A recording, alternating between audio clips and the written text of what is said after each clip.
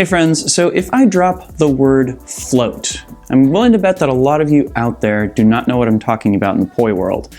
And I want to fix that, because I've been noticing more and more lately that floats are popping up in my own spinning, and I think once I point them out to you, you're going to recognize they're popping up in a lot of people's spinning too. And I also want to follow it from a video that happened months ago, wherein I was trying to go down to a local museum and check out a really fascinating looking exhibit and never got the chance.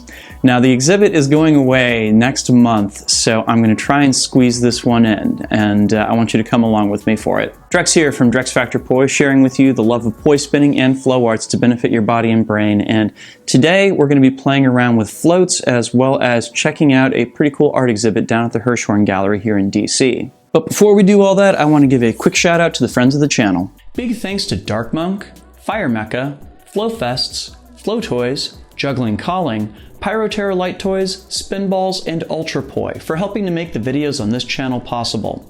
You can learn more about all these amazing businesses and what they're doing to support flow artists like yourself by checking out the links that I've got down in the description of this video.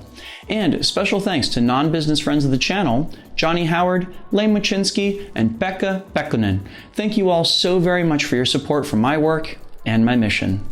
So I don't know if y'all remember back in the spring when I recorded a video about transitions with anti-brids. During that video, I was on my way down to the National Mall to check out the Hirshhorn Gallery because it is featuring an exhibit by an artist named Kusama called One with Eternity that, I mean, I'll be real with you, checking out some of the photographs of my friends that have been there, it looks really, really cool and I want to check it out. Now, unfortunately, I did not get to see it that day because I got on it too late and they only have a certain number of passes they have available to people each day. So the exhibit closes next month. I still haven't seen it, so we're going to try and make that happen today. And it is a very, very blustery fall day, it must be said. Colors are looking beautiful out in the trees. But it is also quite windy, so hopefully that doesn't scotch the audio too much. Now, I am getting a later start to this day than I would have liked. I was up quite late last night cooking and baking. A friend's birthday is today, and I am bringing him some cookies later in the evening. But yeah, as I'm doing this, I'm taking off from the house at about 11 a.m., and it's a random Thursday, so I am hoping that there are still entry passes available for today. Everybody keep your fingers crossed for me, yeah? All right, so let's talk some turkey about poi here, shall we? Now, as soon as I describe what a float is, I am 90% sure that many of you out there are instantly going to be able to identify several contexts in which you've seen it done. A float is basically just taking a pendulum and performing it in a linear fashion. So, you know, basically taking the pendulum up and down in a straight line. You've probably seen this done in stacking exercises. I first saw it popping up in the work of Ronan McLaughlin and Yuta Imamura personally. And, you know, it's one of these classic things that has been around for so long that I think it's just basically kind of part of the poi vocabulary at this point. But I never see people talking about them anymore. And you know what? I think that's also kind of a shame because it's a technique that I personally have been finding is super useful. You know, it's funny because in preparing for this video, I was trying to come up with something I could do as I was going down to the Kusama exhibit. And in going through videos of myself performing for the past few months, I suddenly realized it's like, I'm doing floats all the time, but I just never think of them as floats. Wow, it's kind of wild how that pops up. I think part of the appeal of floats is that they work in a kind of gravity-defying context. You know, a lot of what I see Ronan and Yuta doing with floats is really to take a top stall and then just make it seem like it is spiraling into the abyss. It's a pretty cool way of kind of bringing some dynamics and level changes to poi spinning. And, you know, I brought a lot of the same stuff into my own spinning.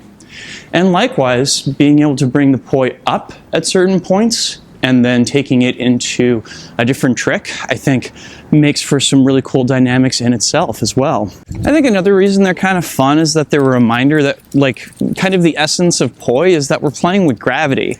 In a lot of cases, when we're just spinning through our normal tricks, you know, a lot of people have told me that they feel like the poi that I'm spinning almost look like they're sticks. And they find it very confusing when they finally see something that makes the tethers, you know, go slack or bend.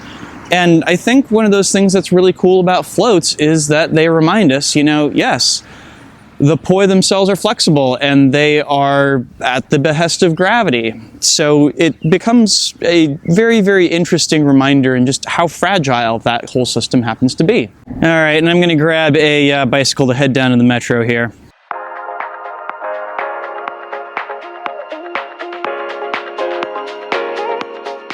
Well, I'm coming up on the metro. It's about 5 after 12, and there is not a soul on the streets. Hopefully this bodes well for getting to the museum. Keep your fingers crossed for me.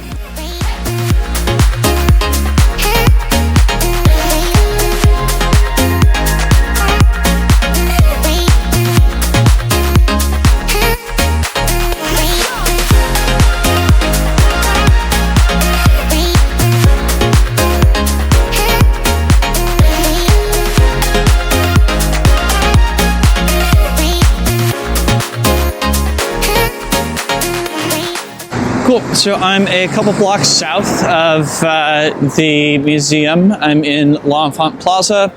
I think it's like 12-ish, 30, and I'm not gonna lie, I'm kind of wishing that I had grabbed a snack before I left the house. So if I get a choice of when my entry time is, I think I'm looking for something that might give me a window of time to go grab some lunch, but we'll see if I have the option.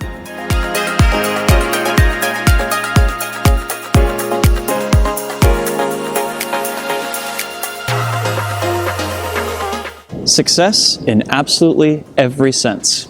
Now let's go get me fed.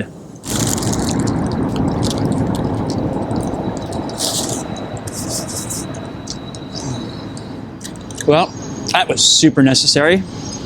I'll head back to the museum.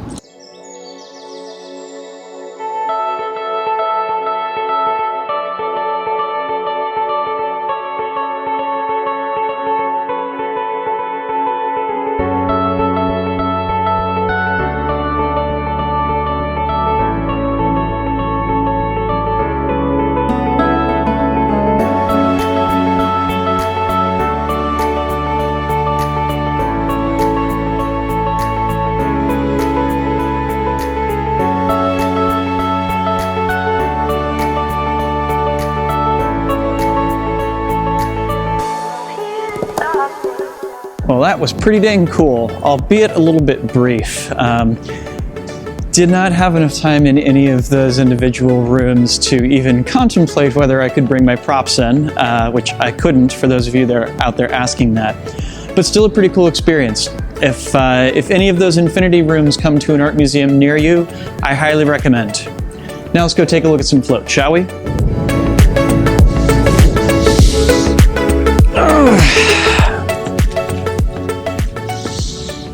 All right then.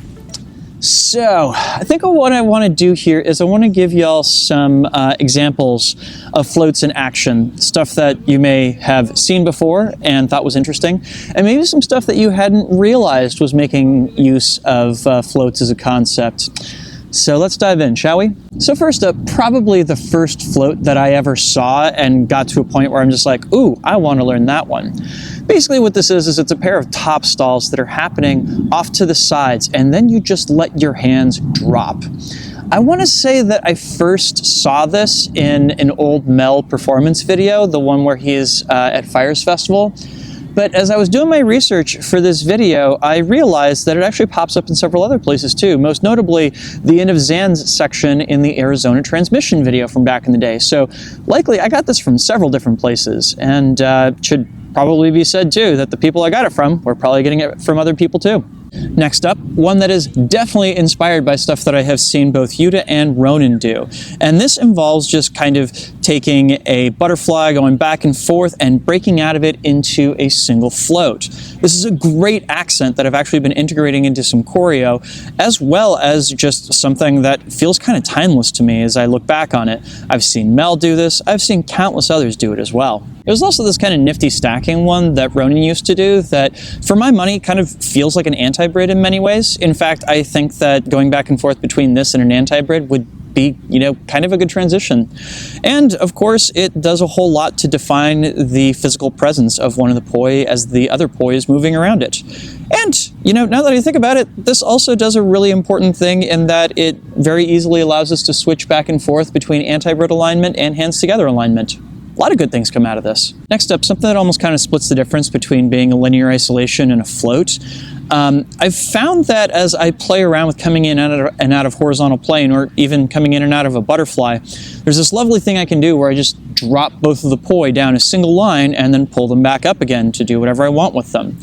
I don't know, I personally think that this is a great application of the idea for no other reason than, doing a thing and then reversing it definitely brings out the gravity-defying aspects of poi. Big fan. And this final example is honestly the thing that inspired me to make this video in the first place. It's something I just recently came up with, of playing around with going from an anti-spin flower to dropping into what turns out to be a cat eye. Now, I know what you're going to say. There isn't technically a float in this, but the transition back and forth between that anti-spin flower and the cat eye has a lot of float-like qualities. It's once again just kind of dropping and letting gravity do what it's going to do. It's just a question of where you're going to redirect that to. Right, so I hope y'all enjoyed going to a museum with me today and checking out some cool uses for poi floats. And again, now that I have pointed them out, I'm sure you're going to start recognizing them popping up everywhere in other people's flow. So maybe if you want to, go ahead and drop me a comment of some particularly interesting floats that have jumped out to you now that you know what to look for. For my money, it's still pretty early in the afternoon. It's only about 3:30, and right over there behind me is the Natural History Museum. So I think I might go hang out with some dinosaurs with what I've got left of this afternoon. So, hey, if y'all would want to go visit that museum with me, leave me a comment and maybe I'll come up with a video that I can do during another visit there.